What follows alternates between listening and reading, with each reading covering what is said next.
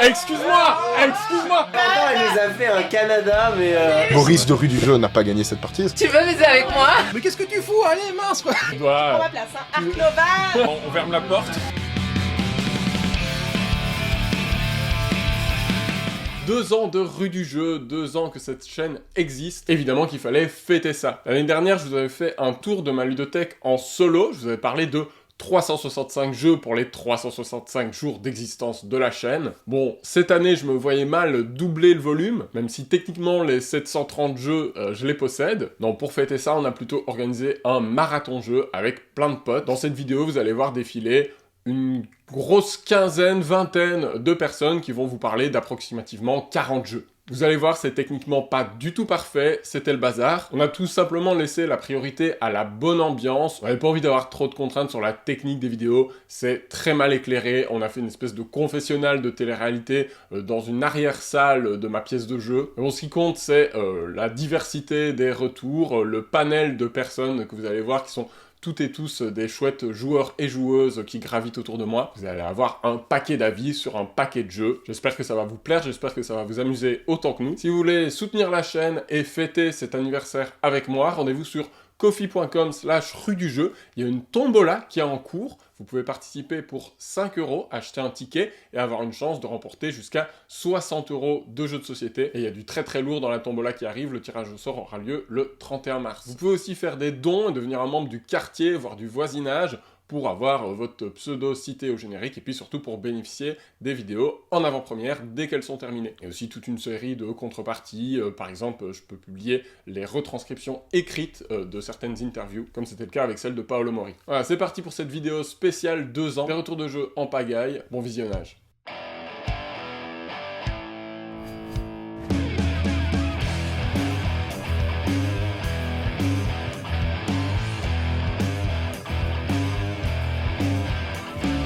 On vient de jouer à Shakespeare, le dernier jeu d'Istari, un jeu d'Hervé Rigal, donc il est sorti en 2015, après il n'y a plus d'Istari, c'est le dernier édité. Moi je l'aime beaucoup, je trouve que c'est un jeu très thématique, on doit recruter une troupe d'acteurs, on doit les costumer, construire des décors, faire des objectifs. C'est important de costumer ces acteurs, ils vont nous donner des bonus à chaque phase de répétition. c'est pas forcé de mettre des vêtements, puisqu'au final, j'en ai pas mis de la partie et j'ai quand même gagné. Ah, c'était serré. Mais Ouais, c'était serré. Ouais, on a quand même fini, 20, 21, 22. Non, moi j'ai bien aimé, pas mal de stratégies différentes. Pas d'interaction directe, mais pas mal de courses pour aller choper ce qui nous intéresse en premier. Donc, très très très belle découverte. Moi, j'ai bien aimé la phase d'enchère au début. Le fait que l'enchère que tu fais, t'as quand même un sacré bonus si tu gagnes des points. Et puis t'as ce système, soit les jetons tu les utilises dans le backstage, soit les jetons tu les utilises pour faire l'action de tes personnages. Donc t'as vraiment toujours ce choix à faire.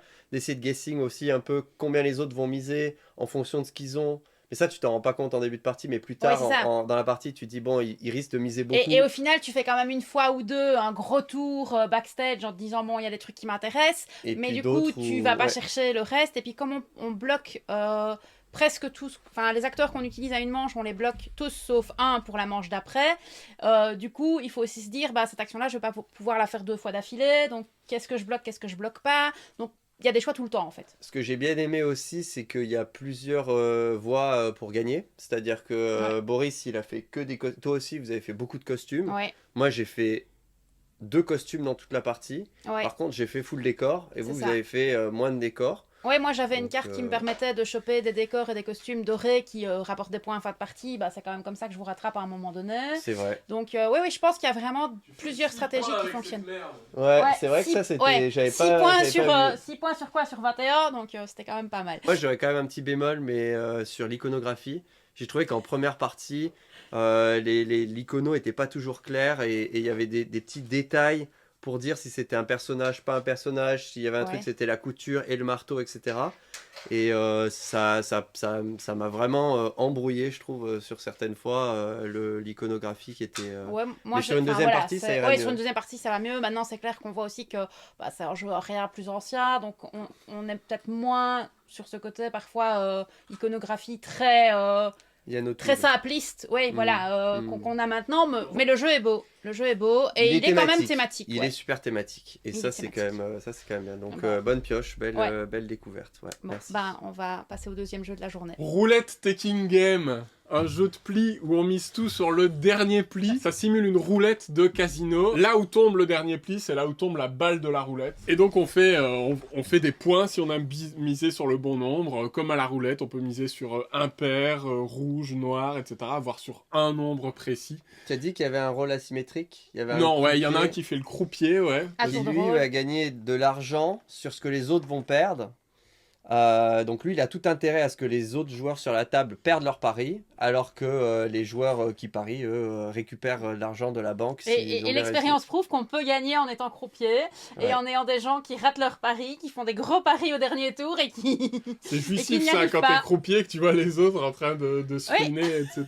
Ah bah je me suis fait un joli 27 points d'un coup grâce à quelqu'un. Non, 31 grâce à quelqu'un. 31 grâce à moi, ouais. J'ai fait perdre Sylvain, volontairement. Mais du coup, il m'a fait gagner. Non, ce qui est bien dans le jeu, à part ça, c'est quand même que même si tu as une main pourrie et que tu peux pas gagner beaucoup de plis, si tu fais les paris intelligents au bon moment, vu que c'est pas toi qui as besoin de remporter le pli à la fin, si tu as une lecture du jeu de là où ça va tomber, tu peux quand même ramener de l'argent sur le jeu. Donc il faut quand même gagner des plis pour avoir l'autorisation de faire un pari. C'est pas comme, mais on peut, en gagnant que 2 plis, et faire 2 bons paris et rafler la mise. Exactement. Oui, parce que si comme à la roulette, tu peux choisir d'être all-in, ou à l'inverse, tu peux faire des paris plus timides, mais juste pour bloquer des cases. Tu peux même parier 0, mais juste pour bloquer une case. Donc très fun, une montée en tension. Hein. Très forte, Parce que au début, bah voilà, les plis servent un peu à rien, tu t'en fous, tu fais vaguement tomber des cartes en te disant voilà. Mais sur la fin, on peut compter les cartes de manière très efficace parce qu'on les élimine petit à petit sur l'espèce de tapis de la roulette, qui aide à la lecture du jeu. Et à la fin, il y a et le croupier a la possibilité, à partir de 4 tours avant la fin, d'arrêter les paris, d'empêcher les autres. Rien ne va plus, les jeux sont faits, donc à quel moment est-ce que tu arrêtes les paris, etc. Il a tout intérêt à laisser les gens parier jusqu'au bout pour potentiellement ramener plus d'argent parce que les gens vont se rater. Mais au contraire, arrêter assez tôt pour rester en contrôle. Exactement. Pour pas que ça devienne trop évident.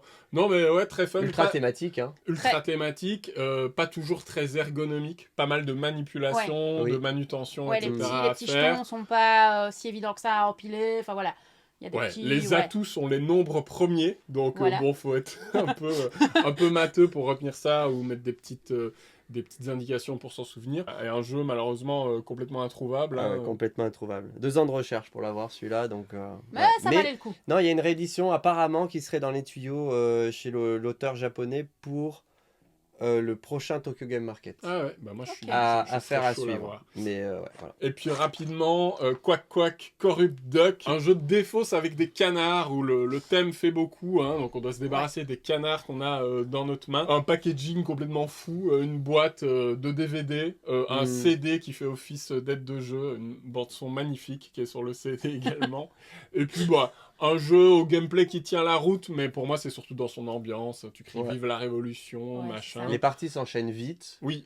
T'es un peu en mode taper le carton, quoi. Tu vois ta main et toutes les mains se valent pas, mais bon, Première partie, tu subis un peu parce que voilà, il y a faut comprendre. Oui, il y a une grosse notion de timing qui est quand même hyper importante. C'est vrai. Donc c'est à partir de la deuxième, la troisième partie où tu as compris ce timing-là et où tu commences à être en maîtrise de te dire il suffit pas de se débarrasser le plus vite possible de ces cartes, mais plutôt au bon moment, quand tu peux en sortir 2 ou 3 d'un coup. C'est des manches de 5 minutes. Quand tu passes, tu peux aussi piocher 2 cartes, échanger avec ta main. Ça, c'était très chouette. Il y a un peu de contrôle là-dessus. Et moi, j'aime aussi que la carte la plus forte, tu puisses pas la jouer n'importe quand. Donc le gouverneur, qui est la carte un peu ultime du jeu, même si elle peut être cassée par des groupes d'autres cartes. Ouais, ça dépend. Quand on a 3 dans la main, c'est plus très ultime. Non, mais c'est ça qui est intéressant, c'est que c'est à double tranchant. Parce que tu ouvres la possibilité à l'autre de faire une révolution et donc de sortir 3 cartes d'un coup. Exactement. Et puis tu peux pas les jouer quand tu veux. Tu peux les jouer que face à une paire. Donc il faut vraiment bien timer. Et il y a des choix quand même qui sont intéressants quand tu pioches ces 2 cartes. Et qu'est-ce que t'enlèves, qu'est-ce que tu gardes, etc. C'est un bon jeu. C'est un bon jeu de défausse. Et le thème complètement. Voilà. Qui participe à l'ambiance.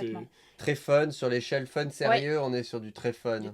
Oui, c'est très léger, mais moi je trouve que. Mais après après un jeu plus lourd, tu passes un bon moment, tu rigoles, il y a de l'interaction, donc c'est parfait.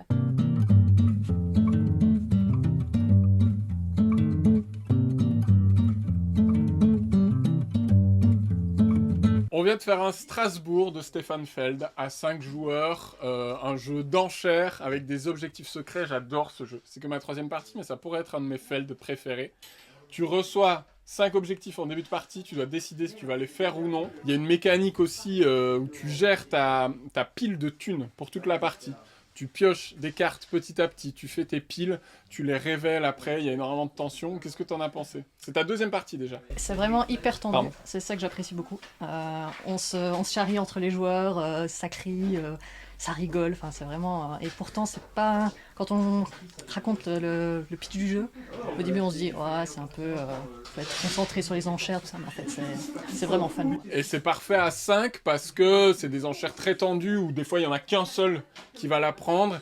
Et les piles de cartes pour les enchères sont face cachée. Tu vois le nombre de cartes, tu sais pas si elles valent 1 ou 6, donc tu essaies de voir qui veut quoi, etc.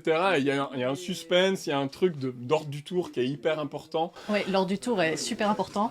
Quand t'es à la fin, tu te dis ouais c'est bon, je vais pouvoir savoir quand jouer mes cartes. En fait, tu sais pas ce que les autres ont, donc c'est hyper tendu, t'es stressé en fait pendant toute la partie. Et donc c'est la 2e fois qu'on a joué, c'était cool, c'était hyper tendu. Je sais pas si t'es d'accord. Si, On s'est bien râlé dessus, on peut vraiment se tirer la bourre. Puis parfois on met une grosse enchère en se disant il faut absolument avoir ce truc-là. Et puis il y a quelqu'un qui nous passe devant et ça tue complètement toute notre manche. Et c'est ça qui est compliqué. Donc, très chouette. Vous avez des trucs intéressants? Moi, je suis arrivé en cours de partie, tout gentiment, et puis je les vois, je fais, mon Dieu, quelle tension. Franchement, c'était incroyable, les voir là s'engueuler, se dire, mais qu'est-ce que tu fous? Allez, mince, quoi! J'ai senti toute la tension pendant la partie, et je suis resté subjugué devant leurs actions et leurs engueulades, avec des grands sourires. Mais pourquoi t'as mis cette enchère là? Allez, à un prêt, c'était pour moi! Bah, je pense que c'est un peu ça c'est tendu, ça se joue à pas grand chose, ça se joue à essayer de se dire est-ce que je prends l'action ce tour-ci ou est-ce que je peux la faire le tour d'après, mais quelle carte est-ce que j'ai pioché, comment... Voilà, ce n'est que des dilemmes qui reposent en grande partie sur le fait qu'on sait pas ce que les autres vont faire. On peut un peu deviner où ils vont. Tu peux deviner quand même, tu vois mais, les emplacements. Mais on peut pas deviner ce qu'ils vont mettre comme force d'action derrière. Bah tu sais que s'il la veut vraiment, Voilà. il va mettre de la force. Mais des Ouais, fois genre, il t'es va surpris, t'as des endroits où tu te dis je vais être tranquille, et d'un coup il y a Clairement. quelqu'un qui vient avec un 7 ou un 8. Oui, on a eu des batailles pour des actions pas super puissantes de base, mais où les gens ont sorti plein de cartes, et où effectivement tu penses être tranquille et tu te fais choper l'action sous le nez, et tant pis. Ouais. Voilà, et donc ça c'est quand même intéressant. Puis Ce qui est c'est quand même- incroyable ces phases de vente aussi, parce que du coup t'es le sous-seul à vendre, parce que du coup si tu rates une phase de vente, t'as plus d'argent, donc tu peux plus te positionner après. C'est ça. Du coup c'est ultra Ouais. tendu, tu peux te faire couper l'herbe sous le pied et après plus rien Oui, avoir. parce que c'est top. la vente, t'aurais tendance à dire, je vais pas vendre à chaque fois que j'ai acheté, je vais attendre et vendre 3-4 ressources d'un coup. Mais du coup, si tu te fais choper cette action-là et qu'elle te passe sous le nez, comme tu dis, t'es bon pour parfois attendre la manche d'après, quoi. Moi j'en suis à 2e journée, 2e jeu acheté. Ça commence mal le week-end. Ça commence mal. Ça commence mal le week-end. On est qu'à la moitié de la première journée, quoi. Donc, un peu inquiet encore. Comment on arrête ce truc-là? On a aussi joué à Yokai Septet en mode 2 joueurs avec l'ami Sylvain, c'est même comme ça qu'on a ouvert le marathon jeu en fait. Et ben Yokai Septet ça fonctionne aussi très très bien à 2 joueurs. On a une espèce de mode de jeu qui rappelle la version 2 joueurs de The Crew, pour ceux à qui ça parle. C'est-à-dire qu'il y a une partie de notre main qui est face révélée sur la table avec certaines cartes qui sont cachées en dessous. Du coup, notre adversaire va avoir des informations sur les cartes qu'on possède, et nous, on va avoir envie de jouer ces cartes, un petit peu comme dans un Seven Wonders Duel, pour aller voir ce qu'il y a en dessous. Une fois qu'on a révélé les 2 slots, on peut retourner ce qu'il y avait en dessous, et ça nous donne de nouvelles options de jeu. C'est évidemment à double tranchant, parce que on peut se retrouver à révéler des cartes qui, en fait, vont arranger notre adversaire, notamment des sets, qui sont les cartes qu'on essaie de capturer. Les sensations sont évidemment très différentes du mode par équipe, mais ça n'empêche que ça en fait un mode de jeu tout à fait convaincant, et ça achève d'installer Yokai Septet comme un des jeux de pli ultimes à avoir dans sa collection, parce qu'il est parfait à 4 joueurs en mode par équipe, et il est aussi très intéressant à 2 joueurs, et c'est quand même très rare les jeux de pli de cette profondeur à 2 joueurs, donc vraiment un jeu qui devient complètement indispensable si on aime le genre. On a aussi joué à King's Coalition, ça a moins convaincu Sylvain et Audrey, mais moi vraiment c'est un jeu de construction de main que j'adore. Il a pour moi dépassé de loin Fantasy Realms et même Marvel Remix. Pourquoi? Parce qu'il se joue en un nombre de tours limité, il se joue en 6 tours, quoi qu'il arrive, et donc je trouve que c'est un jeu qui devient plus intéressant à un haut nombre de joueurs, là où Fantasy Realms et Marvel Remix sont pour moi vraiment des jeux à 2 uniquement, éventuellement à 3, parce que sinon à plus, ça va être très chaotique, la défausse va être très vite remplie, et ça va s'arrêter beaucoup trop vite. L'autre aspect qui est intéressant dans King's Coalition, c'est qu'on a des objectifs qui sont révélés dès le début de partie, on a des façons de scorer qui sont communes à tout le monde et qui sont ouvertes. Du coup, on a des informations sur ce que les autres joueurs essayent de récupérer, et ça nous permet de vraiment peser le pour et contre quand on se défausse d'une carte de notre main. Alors bien sûr, comme me le disait Sylvain, ça fait qu'on est un peu tous en train de chercher les mêmes cartes, mais en même temps, on peut tout à fait avoir des revirements de stratégie en cours de partie, parce qu'un nouvel objectif est révélé et qui nous convient mieux, parce qu'on est contraint de s'adapter au tirage de ce qu'on a récupéré dans la pioche, ou tout simplement parce qu'un adversaire décide d'abandonner un objectif que nous, on avait sur notre radar. Il y a plein de façons de scorer différentes, la valeur faciale des cartes, faire des suites de cartes, faire des collections de cartes de même couleur, avec quelques pouvoirs qui s'intègrent assez bien. J'apprécie beaucoup la possibilité d'endlist, comme le jeu l'appelle, donc de récupérer une carte dans la zone de jeu au milieu sans qu'elle rejoigne notre main. Elle vient devant nous et elle nous donne un slot de main supplémentaire. Finalement, on peut avoir 8 cartes, 9 cartes au lieu des 7 de départ. Donc pour moi, ça en fait un jeu de construction de main, hein, ce sous-genre qui devient de plus en plus populaire depuis l'explosion de Fantasy Realms. Très intéressant. Pour moi, c'est celui que je préfère actuellement. Mais voilà, je vois que il ne convainc pas tout le monde autour de moi. Et puis ça reste un genre assez chaotique, assez hasardeux, dont les parties sont courtes, donc il faut évidemment pas rechercher trop de profondeur et apprécier ce mélange de décisions et de hasard lié au tirage. Alors il fallait bien célébrer l'As d'or expert de Kutna-Hora, moi mon jeu préféré de 2023 quand il est sorti en VO, un jeu économique incroyable, hyper interactif. Qu'est-ce que vous en avez pensé? Pierre-Paul, c'était ta première partie de Kutna-Hora. Alors moi c'était ma première partie de Kutna-Hora effectivement. Plutôt, on va dire pas compliqué d'apprendre les règles, mais ça prend un certain temps pour l'explication. Mais une fois les règles expliquées et le premier tour passé, on comprend assez rapidement la mécanique. Le seul souci c'est quand la mécanique vient un peu vous saboter au niveau de la partie. Donc on prépare, on planifie bien son coup et puis voilà que les ressources changent de prix complètement et on doit faire tout à fait autre chose. Donc voilà, faut pas avoir d'analyse paralysis, faut pas trop préparer ses coups, mais le jeu est resté plaisant. J'ai quand même été content des petits sabotages, je me suis dit voilà, ça rajoute du piment et puis on réfléchit sur autre chose. Belle expérience. Ouais, c'était très chouette, vraiment contente d'avoir testé. La mécanique d'offre et de demande, c'est ce qui rend le jeu original et intéressant. Moi j'y vois juste un petit défaut, c'est qu'en fait, comme on ne sait pas combien vont nous coûter chaque ressource, on ne peut pas trop préparer notre tour. Donc pendant que les autres jouent, on ne sait pas forcément réfléchir à notre tour. Et on se retrouve à réfléchir au dernier moment quand c'est notre tour et que voilà, on a le prix exact des ressources à ce moment-là. Donc un tout petit bémol là, maintenant c'est quand même un jeu original avec de chouettes mécaniques qui s'imbriquent bien. Donc très très chouette découverte. Alors moi c'était ma deuxième partie, donc j'ai bien aimé aussi, comme la première. Je trouvais original le principe de l'offre et de la demande. Alors ça permet pas trop d'anticiper les tours parce qu'on ne sait pas comment le prix des ressources va évoluer. Mais après ça rajoute un peu d'imprévu dans la partie. Et ça reste quand même assez stratégique sur le placement, il y a pas mal d'interactions. Donc c'est pas mal de jouer avec au moins 3 ou 4 joueurs pour rajouter de l'imprévisibilité sur le plateau. Et puis, ce qui est fun aussi, c'est le principe de mine d'un côté, des bâtiments de l'autre. Ouais, pour moi c'est un jeu à 4. C'est un jeu à 4 100%. La première partie, j'en ai fait à 2, et clairement, c'est beaucoup moins interactif. Et puis là, on se bloque sur le placement, et puis quel timing de placement, construction. Du coup, ça rajoute l'interaction à 4. Bon, certains ils jouent à 3, mais pour moi il prend vraiment son essence à 4. C'est un peu son seul défaut. C'est ça qui m'a étonné dans sa victoire à l'As d'or, et en même temps, tu regardes l'année dernière, c'était La Familia. Qui est un jeu uniquement à 4 aussi. Donc ouais, très cool. On a aussi joué à Surfosaurus Max à 6 joueurs, donc dans sa configuration maximale. Je trouve ce jeu absolument dément. C'est très rigolo, c'est très simple, c'est très abordable. on doit faire des combinaisons de poker avec des dinosaures qui font du surf. Les cartes ont même une forme de planche de surf, ce qui n'est pas toujours hyper ergonomique, pas pratique à mélanger, etc. Mais ça participe à l'ambiance du jeu, c'est vraiment drôle. On va jouer des cartes à tour de rôle devant nous, jusqu'à ce qu'on en ait deux chacun, et il va falloir utiliser l'ensemble des cartes au milieu de la table pour faire une combinaison la meilleure possible, et on a tout intérêt d'être dans cette combinaison, parce que si on a joué des cartes qui font partie de la combinaison gagnante, on va pouvoir les retourner, elles vont nous scorer des points de victoire en fin de partie. On essaye donc d'arnaquer les autres, on joue complètement à la parlante, on annonce les cartes qu'on a en main, il n'y a pas de souci avec ça, et on dit qui a des sets, est-ce qu'on va vers la couleur, est-ce qu'on va arriver à faire une suite. Dès que quelqu'un a pris la tête, on forme une alliance contre lui, mais il y a évidemment des coups très opportunistes pour essayer de caser des cartes à faible valeur, parce qu'elles scorent beaucoup plus de points de victoire que les cartes hautes, les 12, etc., qui sont beaucoup plus faciles à caser, beaucoup plus faciles à scorer. C'est un jeu très fun, on enchaîne les manches en criant, en s'énervant, en s'insultant parfois. C'est évidemment extrêmement léger, on peut être frustré, on peut trouver ça chaotique, mais nous, ça nous a bien fait marrer. Parfois, dans un marathon jeu, il faut pouvoir occuper certaines personnes qui sont à l'écart pendant qu'on termine une partie à plus nombreux.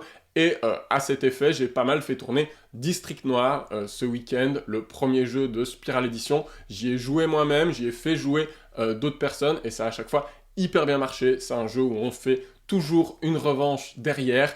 Il y a de la tension, il y a du bluff avec cette histoire de bâtiment. Si on réussit à récupérer les 3 cartes bâtiment, on a une victoire instantanée, mais 3 cartes ont été écartées en début de partie. Est-ce que les bâtiments sont dans cette partie-ci ou pas? C'est vraiment à double tranchant, parce que ces bâtiments, ils ne font aucun point de victoire, ils n'ont aucun enjeu pour les collections de cartes, etc. Donc, si on les récupère et qu'il n'y en a pas 3, c'est une perte sèche. Par contre, ils nous donnent l'espoir de pouvoir faire une victoire éclatante. Il y a de la prise de risque, c'est vraiment du stop ou encore dans à quel moment je récupère les cartes au milieu. On met des appâts pour notre adversaire pour essayer qu'il récupère les cartes à ce moment-là, parce qu'on sait qu'on a des bonnes cartes en main qu'on va pouvoir se donner ensuite. Ou à l'inverse, on va prendre les cartes très tôt parce qu'on a une main complètement pourrie, et après on va se faire un plaisir de les égrener pour forcer notre adversaire à les prendre. Voilà, ça dure 15 minutes et on a un condensé de tout ce qu'il y a de bien dans le jeu de joueurs, dans la frontalité, dans la gestion de la rivière de cartes, etc. en très peu de temps. Avec Agent Avenue, pour moi, ça fait partie des tout bons petits jeux de cartes à 2 joueurs, comme ça, qu'on sort très rapidement et qui nous font tout de même vivre des émotions très fortes.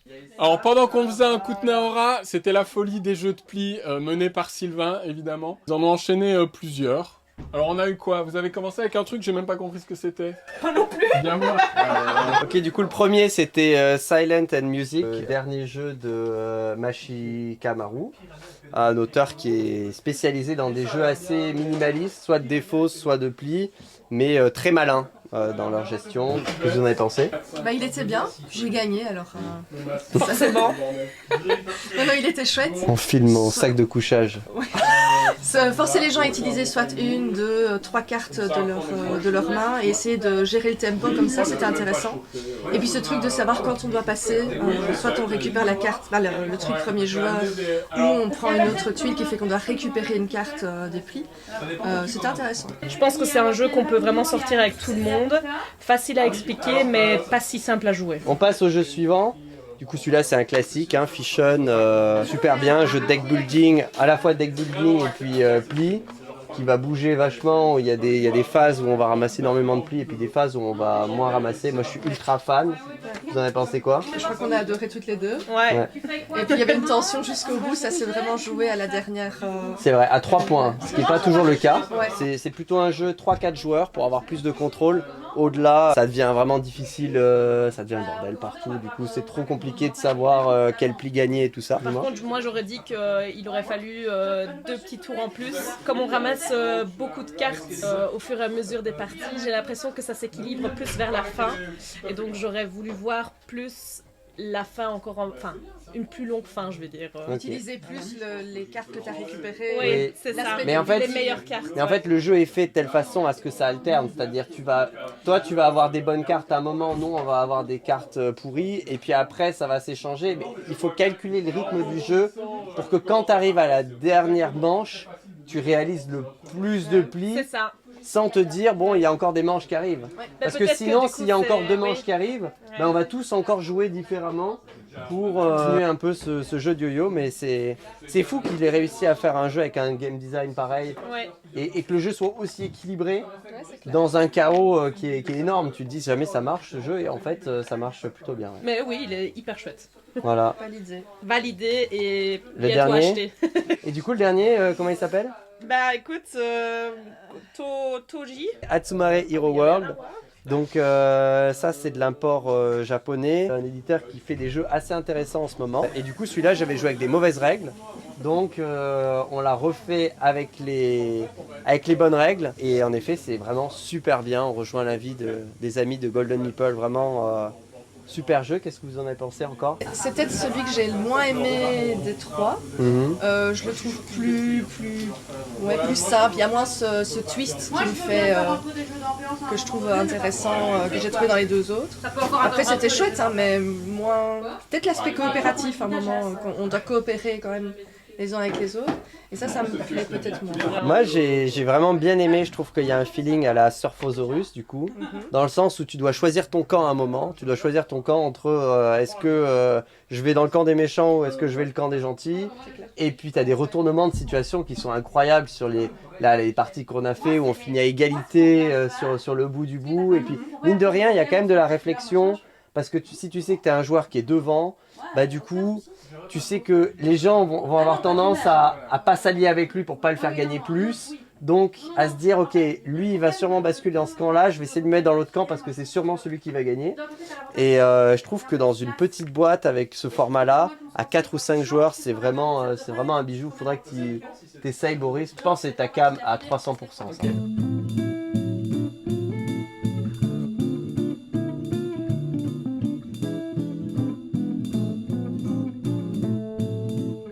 Curse Trick, un jeu de pli assez malin ramené par l'ami Sylvain, évidemment le roi des jeux de pli. Il est venu avec un carton de jeux de pli, vous le verrez dans la vidéo où on va chez Golden Meeple. Curse Trick est vraiment intéressant, il y a une mécanique de malédiction. Quand on gagne un pli dans une couleur, on va récupérer sa carte gagnante en malédiction et elle va nous empêcher de scorer les cartes de cette couleur. Donc c'est complètement contre-productif. Je gagne des points sur les cartes rouges que je récupère, mais mon 13 rouge va me rester devant moi et annuler ces points que je gagne. Par contre, si on arrive à être la carte la plus basse dans un pli de cette couleur, on va pouvoir défausser une malédiction qu'on a devant nous. On va aussi pouvoir forcer les autres à nous reprendre la malédiction, parce que si quelqu'un remporte un pli dans la même couleur avec une carte supérieure à celle qu'on avait, bah, c'est à lui qu'on refile la patate chaude, c'est lui qui prend la malédiction et nous on est tranquille. On peut complètement mettre les autres joueurs dans la sauce, parce que si ils se retrouvent avec 3 malédictions sur les 4, bah, la manche s'arrête, ils scorent des points négatifs et nous on gagne des points à ce moment-là. Et puis comme souvent dans les jeux de pli, il y a une mécanique de shoot the moon, donc on peut essayer de absolument faire aucun pli et si on y parvient, on aura 20 points. Donc il y a plein de très bonnes idées, il faut un petit peu prendre le temps de comprendre la mécanique, dans quel cas est-ce que je peux me débarrasser de ma malédiction, etc. Mais une fois qu'on a bien saisi, c'est un jeu assez abordable et vraiment malin, qui peut être frustrant évidemment, hein, comme dans tous ces jeux, on peut voir ses points s'annuler, etc. Plutôt à réserver aux personnes qui connaissent bien le genre, qui ont déjà une bonne maîtrise du jeu de pli, mais pour moi ça fait partie des tout bons jeux de ce genre auxquels on a joué ce week-end. On n'a évidemment pas pu s'empêcher de sortir Circles, ce jeu de roulette fléchette dont on vous a déjà parlé avec Samuel dans une vidéo sur les top 5 des jeux les plus fédérateurs qu'on connaisse. Ces jeux, on peut faire jouer tout le monde en très peu de temps. Circles, c'est parfait pour un marathon jeu, c'est parfait pour se détendre après un jeu plus costaud. Ça a de nouveau extrêmement bien marché, avec des coups d'éclat. Et vraiment, plus on le pratique, plus on parvient à avoir une certaine dextérité dans la pichenette et à vraiment viser certains emplacements où on va aller pour pourrir les autres. Circles est vraiment en train de devenir un de ces jeux de dextérité extrêmement simples, les plus fédérateurs, et qu'on va sortir de façon un petit peu automatique pour s'éclater. Alors, à côté, ça vient de jouer à Fracture Sky, et nous on a joué à des jeux beaucoup plus fun. Notamment Fise... Bon, ah bah, excuse-moi bah, vous défendrez votre jeu après. Notamment Fise Freunde, Fête des gosses le jeu, aussi appelé Fuck, un jeu de Friedman Frise. C'est un peu destin en mode trash, où on va se droguer, fumer, faire l'amour, avoir des enfants, etc. Mélissa, Aurore, vous en avez pensé quoi de ce jeu de Friedman Friese complètement délirant? Bah déjà, c'était un jeu allemand, donc déjà, c'est top, T'es bilingue allemand, et ça nous a bien servi, parce que il faut traduire les cartes Ouais. pour avoir vraiment tout le sel comique des cartes. C'est un jeu essentiellement fun. Ouais, exactement, de débauche. Et puis, je pense qu'après ce jeu-là, bah, on est vraiment tous très, très liés, quoi. Après, vraiment chouette. Donc, pour vraiment une soirée entre potes, je pense que ça peut être vraiment hyper fun. La mécanique, en 2 mots, c'est on ramasse des cartes qui ont des badges. Un peu, j'ose la comparaison, à la Ark Nova. C'est-à-dire que t'as des badges qui vont te faire monter sur des pistes, mais la comparaison s'arrête là. Le but, c'est de remplir ses goals de vie. Ouais. Donc, Allez, tu dois... je prends ma place, hein. Ark Nova. Wow. tu dois divorcer, tu dois devenir gros, tu dois fumer, ce genre de trucs, et tu dois remplir ces goals-là. Est-ce que tu as trouvé ça drôle? Bah oui, et je pense que, comme l'a dit Mélissa, c'est quand même plus un truc qu'on fait entre amis qu'en famille ou quoi, parce qu'en famille ça peut être... C'est très trash, ça peut être même malaisant, parce que tu fais des enfants avec les autres joueurs, etc. Ça. Je me verrais pas jouer avec ma mère, mon père ou quoi, être là en mode... On baise. Tu veux baiser avec moi? Il faut une sorte de distance, Ouais, et voilà. il faut vraiment prendre ça au second degré. Mais là c'était super fun. Et, on a beaucoup rigolé, ouais. Ouais, on s'est vraiment bien marré. Un jeu plus fun que mécanique, mais la méca tient la route. Tu peux changer tes Pas du objectifs. tout comme Ark Nova, quoi. La petite mécanique d'enchère aussi. Un jeu à l'ancienne, mais qui fait le taf. On a joué à Piranha Pedro aussi, une reco de Penal Gaming. Un jeu très chaotique aussi, hein. On a un petit personnage on doit essayer qu'il tombe pas dans l'eau, et on va à la Colt Express mettre une carte face cachée qui indique dans quelle direction il va se déplacer, et on prie, on serre les fesses pour que ça soit pas nous qui le foutions à l'eau, et que ça soit les autres. On a des pierres plates à mettre sous ses pieds pour pas qu'il tombe à l'eau. Est-ce que c'était juste chaotique? Est-ce que c'était quand même rigolo? Est-ce que t'as aimé ce jeu? Oui, j'ai bien aimé. Après, je suis peut-être pas la meilleure personne pour en parler, parce que j'ai perdu instantanément. Mais est-ce que t'as eu la... Après Boris, quand même. Ouais, Non, mais j'ai perdu mes deux tu t'es piranhas. fait, ouais. On juge Mais, ce que quelqu'un se soit fait avoir 2 fois. Ça a été toi. Oui. Et il n'y a qu'un perdant. Mais non, mais c'est super fun. Mais ça, c'est pour le coup, c'est beaucoup plus familial. C'est vraiment pas un jeu où tu as de la stratégie et où tu crois en ta partie ou quoi. Donc c'est pas grave. T'essaies juste d'un peu anticiper où le personnage va aller. Mélissa, ça t'a fait marrer aussi? Ouais. Piranha Pedro? Je trouvais ça marrant. Et marrant et un peu stressant de se dire, ok, qu'est-ce qu'ils vont faire et qu'est-ce que va être la conséquence de leurs actes. Et en fait, c'est hyper marrant. Il y a une méca de prise de risque aussi qui est sympa, parce que tu peux choisir s'il va avancer de 1 ou de 3. Et évidemment, c'est plus risqué de le faire avancer de 3, mais en même temps, si tu thésaurises tes cartes 1, tu vas pouvoir avoir plus de pierres et donc plus te renforcer pour le tour d'après, être plus safe. Donc c'est rigolo, c'est un bon jeu familial, bien chaotique comme il faut. Et puis enfin, on vient de jouer à Saika Banrai, un petit jeu de plis avec des catastrophes naturelles où il ne faut pas prendre de plis. Qu'est-ce que vous en avez pensé? Moi, j'en ai déjà beaucoup parlé, j'aime beaucoup ce jeu. Moi, je pense que c'est dans mon top 5 des jeux de plis préférés. Carrément. Ouais, c'est vraiment, je trouve, une mécanique hyper sympa, avec ce côté super explosif quand toutes les cartes se retournent. Toute la mécanique change. Oui, il y a un twist qui est intéressant, c'est que c'est la carte la plus haute qui remporte le pli, et on ne veut pas remporter le pli, mais une fois que les 4 couleurs sont apparues, ça s'inverse et c'est la carte la plus basse. Et donc, ouais, il y a vraiment un côté, est-ce que les autres vont me foutre dans la sauce ou pas? Oui, c'est ça, on peut vraiment se liguer. À fond. Mais Et des fois, ça te revient dans la tronche aussi. Oui, c'est ça. Parfois, tu mets un 8, tu crois que t'es safe et tout se chamboule. Donc ça, c'est vraiment, j'aime vraiment bien, moi. Toi, t'es passé à côté de la première manche, et puis après, t'as capté toutes les subtilités. J'ai gagné, quoi. J'ai tout déchiré. Très bon jeu. Rien qu'avec le fait qu'il y avait des cartes spéciales, en fait, qui faisait que tu devais vraiment réfléchir ou compter même les cartes des autres, parce que c'était hyper important par rapport à ton jeu.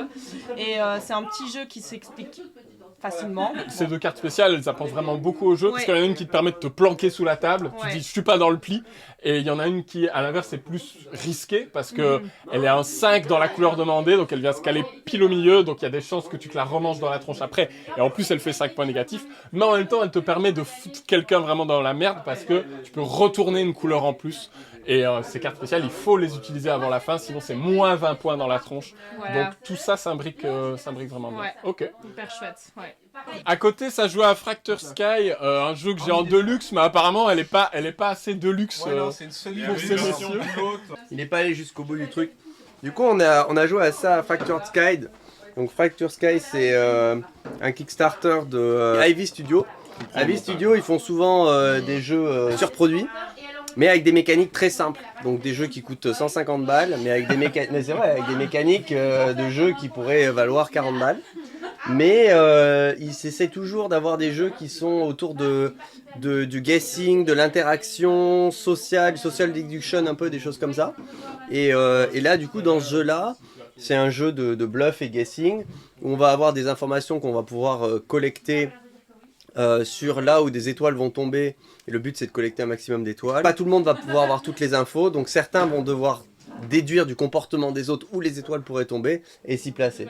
Et du coup, ça donne lieu à beaucoup d'interactions, d'essayer de planifier un petit peu où les gens vont tomber, et puis essayer de les battre, parce qu'après, c'est des majorités sur les différents lieux pour pouvoir ramasser les étoiles. Pour moi, c'était ma première partie à ce jeu.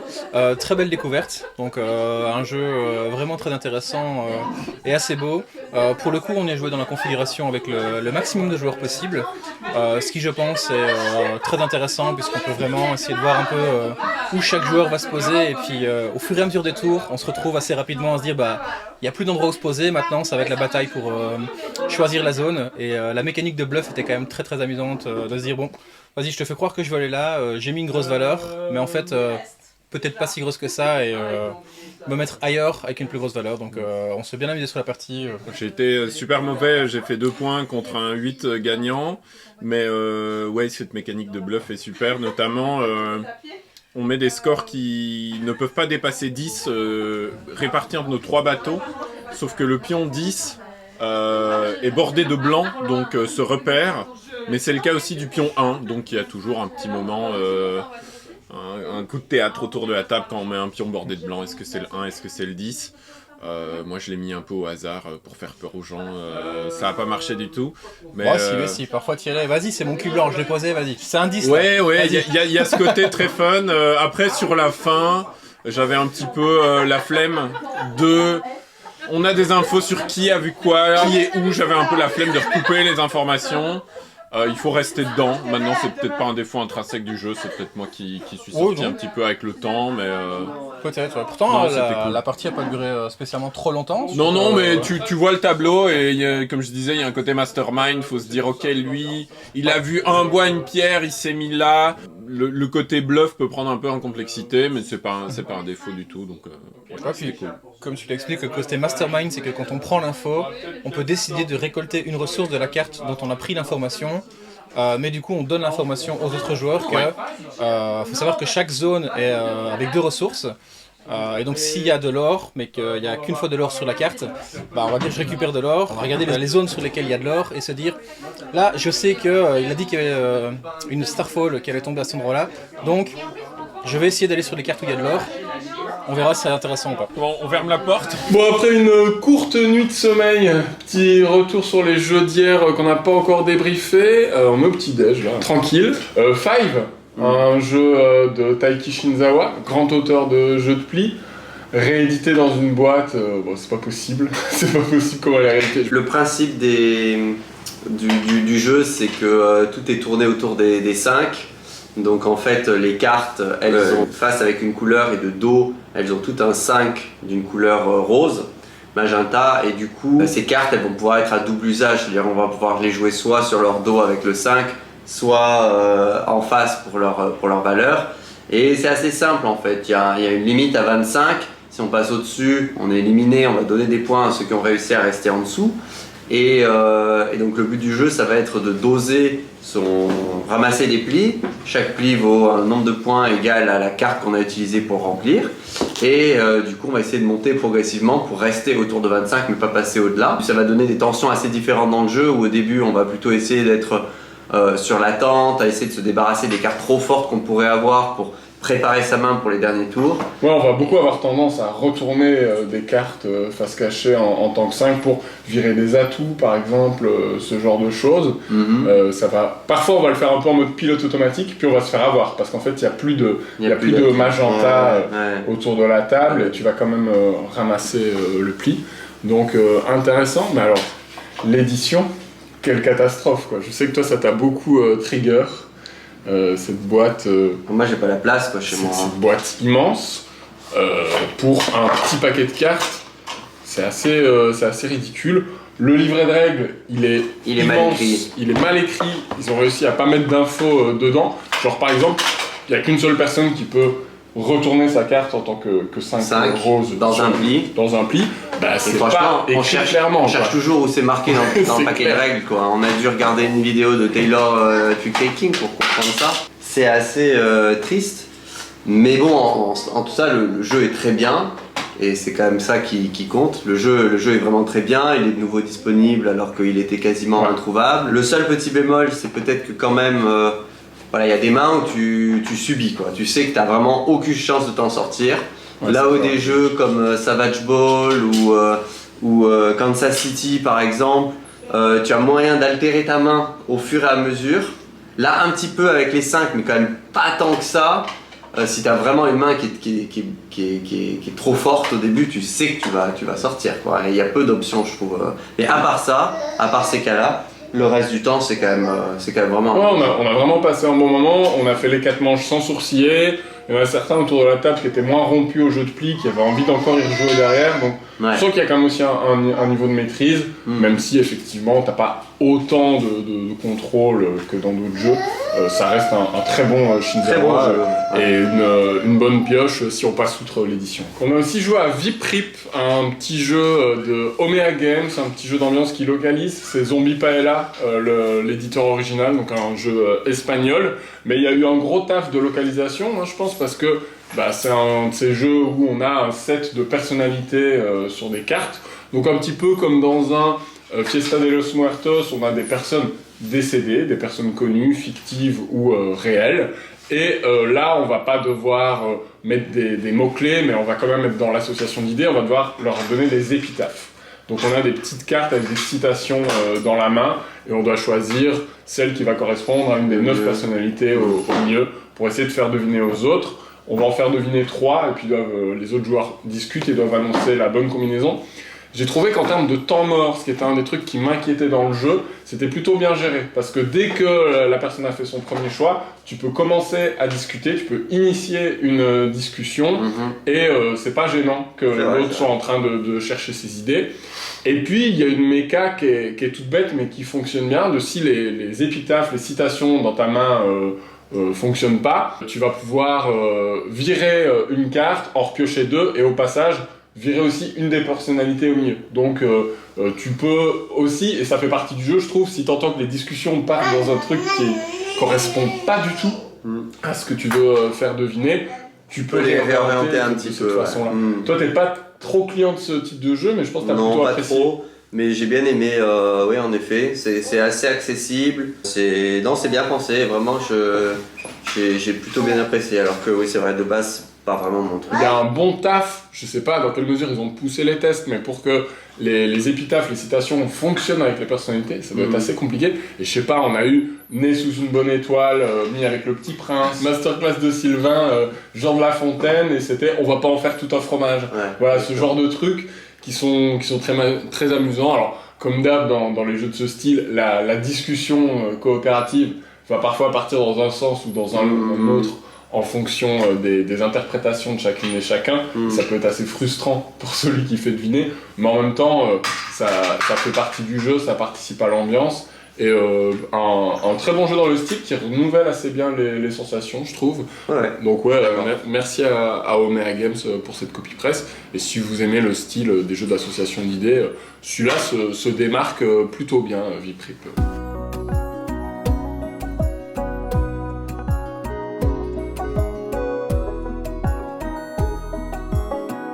Le deuxième jour, on a sorti Guatemala Café, j'avais envie de le montrer à Sylvain. J'ai découvert ce jeu grâce à l'ami Fabrice, que je salue. C'est un jeu d'Inka et Marcus Brandt, un de leurs tout premiers, ce couple d'auteurs qui a fait notamment Descendance ou la série des Exit ou encore Raja of the Gange. Ici, on est sur un jeu assez particulier. On va devoir produire du café et on a une mécanique qui moi me rappelle un tout vieux jeu de Bruno Catala, Drôle de zèbre. Certains penseront plus récemment à Sur les traces de Darwin, où on doit déplacer un pion de 1 à 3 cases et récupérer des éléments de jeu dans la colonne en face de laquelle on s'arrête.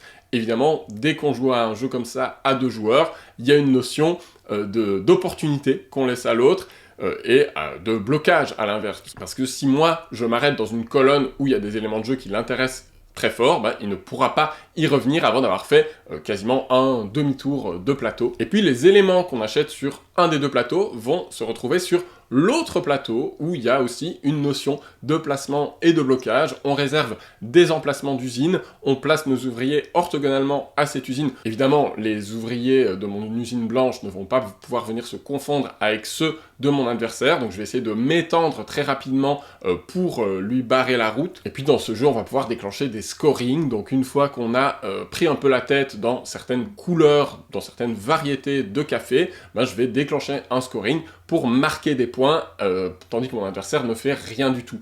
Il y a une notion de course, puisque à chaque scoring déclenché, on va poser un sac de café sur la piste de score, et dès qu'un marqueur de points de victoire croise un des sacs de café sur la piste de score, c'est fini immédiatement, celui qui a le plus de points l'emporte, et c'est évidemment la plupart du temps la personne qui déclenche la fin de partie. Moi j'adore vraiment cette notion de course. Sylvain a également trouvé le jeu très intéressant. Je trouve qu'il y a une gestion de l'argent qui est extrêmement tendue, parce que le seul moyen de récupérer du pognon pour acheter des éléments de jeu, c'est de déclencher un décompte. On récupère 8 d'argent à ce moment-là, et un autre élément très original, c'est que l'adversaire peut choisir de bloquer, de contrer un de vos décomptes. Si je déclenche un décompte en brun et que vous avez vous aussi un sac brun et que ça ne vous arrange pas, vous pouvez le payer, ce sac, le remettre au même endroit du plateau pour m'empêcher de faire mon décompte et ainsi le remettre à plus tard. Ça vous donne du coup l'opportunité de revenir, de remonter un petit peu dans cette couleur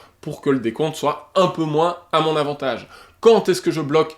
Quel décompte? Il va falloir extrêmement bien choisir ça. Quand est-ce que je laisse mon adversaire faire ses points de victoire? Qu'est-ce qui vaut le coup? On peut faire des scorings complètement explosifs où on a des bateaux qui vont doubler, tripler, quadrupler les points qu'on fait. Il va vraiment falloir réfléchir à tout ça. C'est un jeu passionnant qui se joue en 3/4 d'heure. Guatemala Café, c'est vraiment très bien. On a aussi joué à 2 joueurs avec Sylvain à Village Rails de Matthew Dunstan.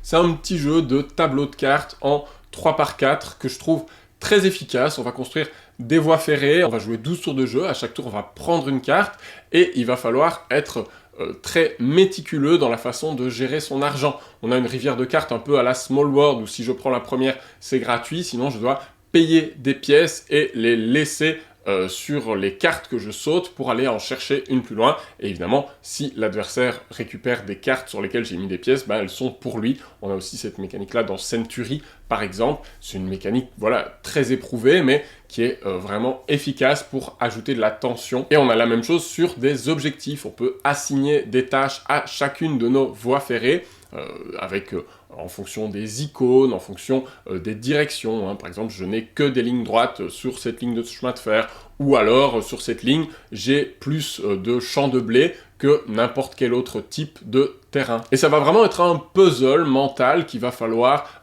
agencer le mieux possible, mais avec une potentielle interaction indirecte très forte, puisque on peut très bien s'arranger pour récupérer des objectifs qui intéressent l'autre et l'en priver. On peut faire en sorte de ne pas lui laisser certaines cartes, etc. On peut calculer en fonction de la monnaie qu'il a à disposition les cartes qu'il va pouvoir récupérer ou non et planifier du coup son prochain tour. Une gestion du flux monétaire qui est très intéressante parce que des fois on va avoir envie de finir une voie de chemin de fer très tôt pour déclencher un petit ticket qui va nous faire de l'argent, qui va renflouer nos caisses, et à l'inverse, si on fait des voies très longues qui vont potentiellement scorer plus, on va peut-être se retrouver à court d'argent et laisser notre adversaire acheter des tâches, acheter les cartes qui l'intéressent, etc. Donc voilà, c'est un jeu à la fois très solo dans son casse-tête et qui à la fois peut être très frontal dans son interaction. Je pense que pour gagner, il faut vraiment surveiller ce que fait l'autre. Si vous aimez les jeux de tableau de cartes, ce genre de puzzle, c'est vraiment parmi les meilleurs que j'ai essayé dans ce style. La différence entre ça et ça, franchement, c'est le dernier elle tour. elle va être belle. C'est abstrait, mais... Ah, un bouquet de fleurs, un trèfle à 4 feuilles, Oui. un dragon Ah, et un crocodile. Bon. Ah oui. T'es sûr qu'il est dans le bon sens? Non, Moi, il est pas dans le bon sens. Moi, il est pas dans le bon sens. Bah, mets-le dans le bon sens. Ça peut pas être. C'est par là. Trèfle à 4 feuilles, c'est vert. Voilà. Un bouquet de fleurs, c'est vert. Voilà. Dans le dragon, fallait. Il y en a un, je pense qu'il est clair. Les autres, j'avoue, c'est la galère. Mais il y en a un, je suis sûr. Ouais, moi aussi. On va bien jouer, hein. C'est quand même très minimal comme erreur. Vous pouvez rien faire par rapport au dragon. On n'a pas eu de Tu fais chance. combien d'erreurs au total? Bah, c'est la seule. C'est la seule de la partie? Ouais. Et moi, c'est bon. Ah, c'est bon, ouais, le dragon, il a un dragon rouge, il crache des flammes, ça allait. C'est juste, je savais pas comment le faire en 1 et du coup. Ça qui est marrant, c'est que je le me jeu dis, fonctionne mais même quand il est vert. c'est pas l'important de faire vraiment. Non, c'est Ouais, le vrai, seul truc qui m'a fait il est bien. départager, c'est que je me C'est suis dit, bien. le bouquet de fleurs, tu le tiens un peu plus Bah haut. oui, mais justement, je voulais le mettre. Et le crocodile, il est En au fait, sol, il est pas en ça, hauteur. en fait, je voulais justement le mettre la pointe du truc. T'aurais pu faire un croco genre dans un coin là. Avec Qui juste, rôde, un juste- truc qui rôde. c'est cool, là, c'est très bien comme jeu. Non, moi je trouve que ça Ça marche. vient Ouais, ça marche bien. Il y a vraiment qu'en 1 où là tu dis c'est galère, mais même en... Tais-toi les premiers tours, c'est des tours d'échauffement quoi en gros. Bah ouais, moi je trouve ça intéressant d'essayer de saisir un concept juste avec des simples formes. Je trouve ça cool. C'est graphiste. Oui. Et pourtant, les Et pourtant, elle nous a fait un Canada, mais horrible, franchement, une feuille d'érable, franchement, Et mais. justement, c'est un Il a challenge. fini Tu la vois, forme des comment couleurs. est-ce que je fais ça en 4 formes simples? On a joué aussi à Overstocked, dont je vous avais déjà parlé dans mon bilan de l'année 2024. Il va adorer, je lui ai même donné ma seconde boîte que j'avais à disposition tellement il a kiffé.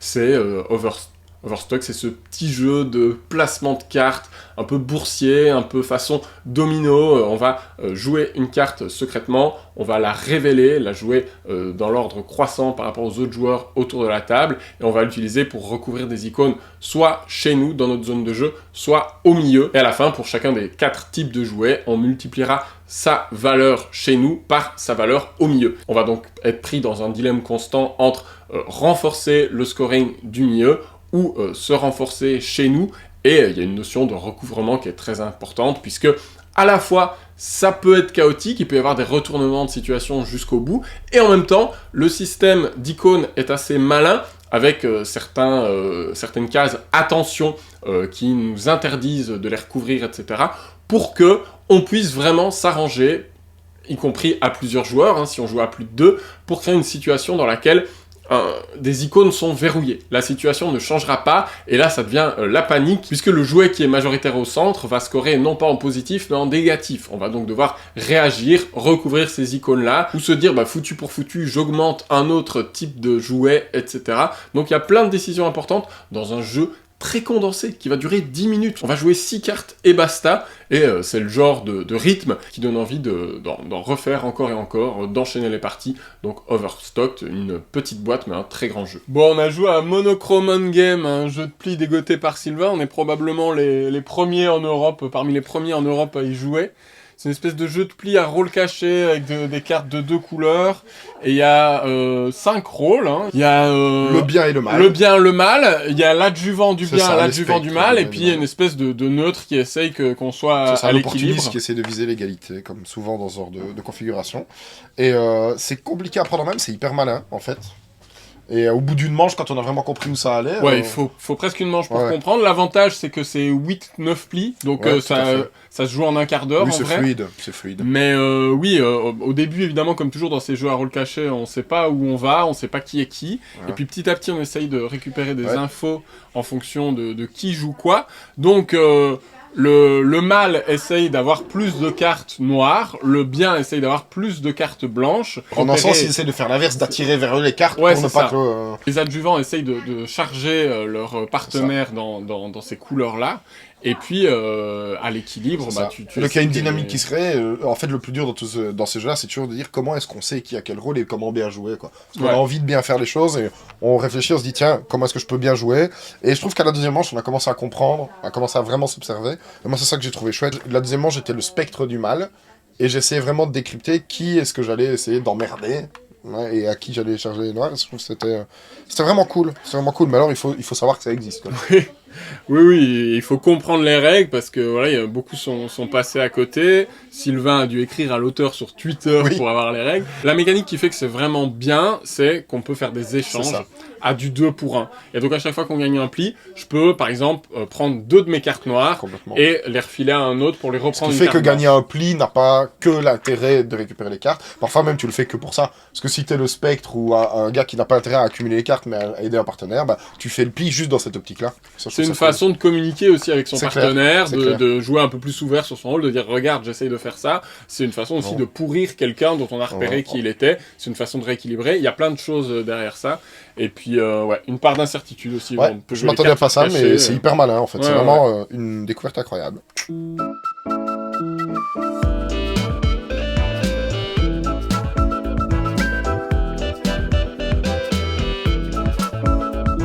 On a joué à World Traveler. C'était vachement sympa. C'était super. J'ai voyagé comme jamais en allant à Tokyo. Ouais, on s'est baladé à Tokyo, côté coopératif très sympa. Et c'est fou comme faire deviner avec des mots complètement saugrenus, en fait c'est possible. On se croirait carrément à Tokyo, ne sachant pas parler un mot de japonais. Ouais, puis le coup de fonctionner avec des adjectifs, c'est assez malin, qui peuvent être mis en négatif ou en positif, et on s'est étonnamment bien compris. Ouais, c'est super amusant. On a joué d'abord à 3 puis à 4, on a fait plutôt un bon score.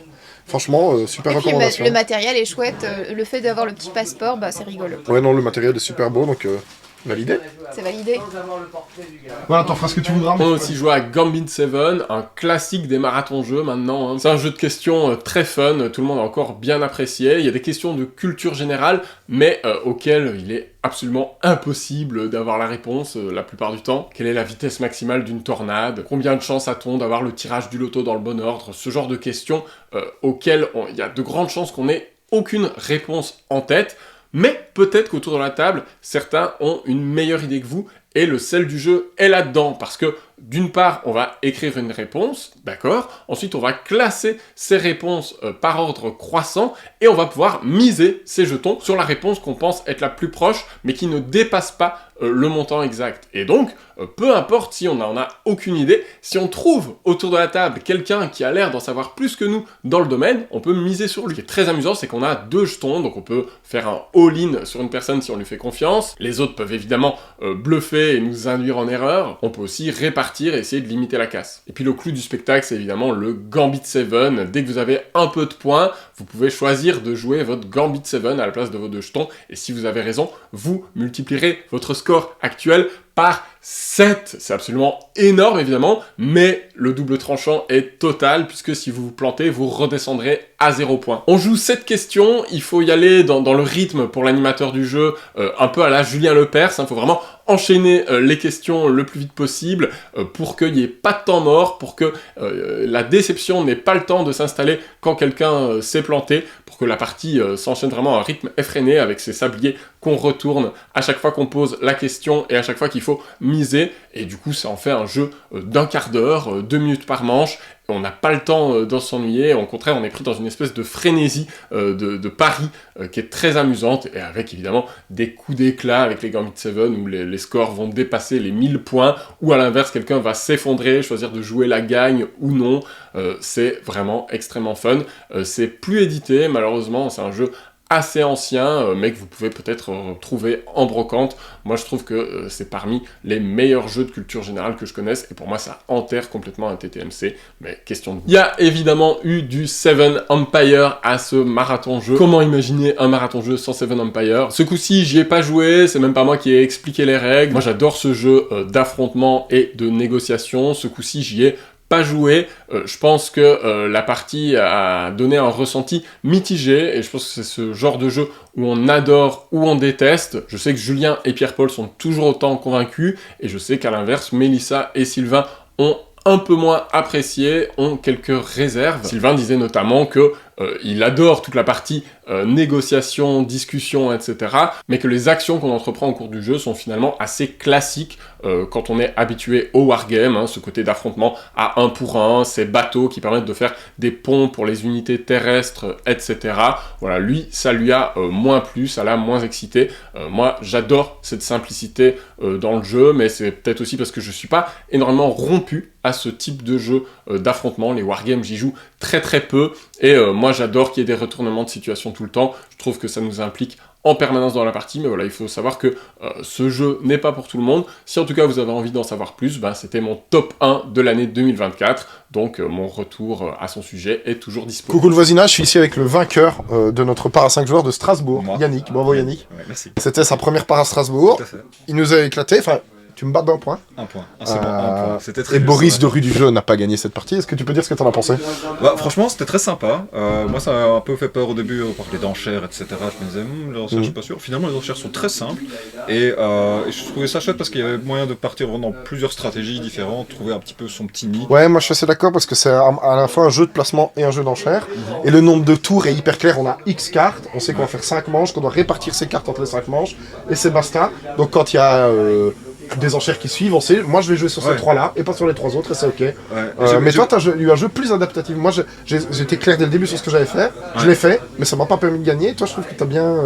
Ouais, moi ce que j'ai essayé de faire en début de partie, c'était essayer de garder des cartes quand même grosses pour pouvoir, parce que je suis parti sur une stratégie où le dernier tour allait être vraiment important. Donc en début de partie, il y a des moments où j'ai gardé des 5, des 6 pour les enchères, juste pour les claquer et pouvoir les retaper dans la pile à la fin.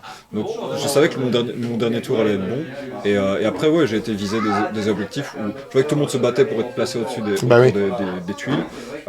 Je me suis pas battu pour ça, et puis j'ai été faire quelque chose d'autre. Ah ouais, tu nous as bien bloqué en utilisant intelligemment le timing des privilèges, en parfois ne craquant pas tant que ça, mais en prenant une deuxième place qui t'a fait des marchandises. Ouais. Je trouve que t'as eu un jeu adaptatif, et je trouve ça marrant parce que c'est un jeu avec énormément de contrôle, avec à la Stéphane Feld, vraiment très malin dans sa façon de fonctionner, et en même temps t'as su jouer. On avait nos stratégies, et toi t'as fait tout ce qu'il y avait autour et t'as gagné quoi. Ouais, je pense que j'ai eu de la chance aussi. Il y a quelques fois où je me suis retrouvé avec Céline qui prenait le point, et puis je suis à la fin de l'enchère, j'ai pas besoin d'utiliser mon privilège, je garde mon privilège quoi. Ok, bah je les ai utilisés au bon moment. Donc, franchement il a super bien fait ça, bravo Yannick. Strasbourg, top recommandation, sur toi 5 joueurs, mais incroyable. Merci les gars pour votre analyse, et puis de manière générale merci à tout le monde, merci à toutes et à tous d'avoir participé à cette vidéo, merci à vous de l'avoir regardé.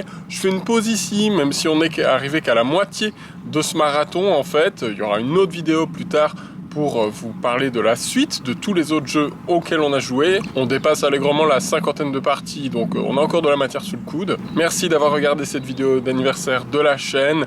Longue vie à Rue du Jeu. Si vous voulez soutenir mon travail, n'hésitez pas à faire un tour sur ko-fi.com/Rue du Jeu, à participer à la tombola ou à me faire un don pour accéder à des avantages exclusifs. On se retrouve très bientôt pour la rétrospective Thomas Provo et puis la suite de ce débrief du marathon. C'était Boris pour Rue du Jeu. Moi je vais profiter un peu du soleil. Jouez bien par chez vous. Ciao.